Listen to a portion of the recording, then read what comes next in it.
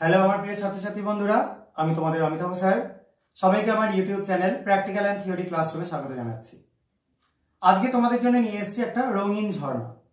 এখানে দেখতে পাচ্ছ একটা নীল রং রয়েছে, একটা বিকারের মধ্যে রাখা। এবার এখানে এই যে বর্ণহীন একটা তরল রয়েছে, আমি এর মধ্যে ঢেলে দেবো। তারপরেই তোমরা দেখো কি রং দেখতে পাওয়া যায়, কেমন ঝর্ণা দেখা যায়। তো আমি আগে ঢেলে দিই, দেখাই, তারপরে কি করে হলো সেটা বোঝাবো।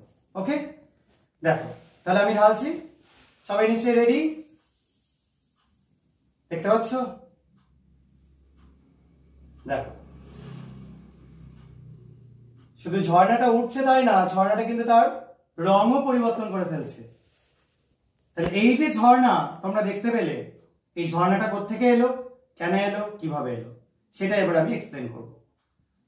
প্রথমে তোমরা এই পরীক্ষাটা যদি বাড়িতে করতে চাও, তোমাদের হাতের কাছে থাকে কিছু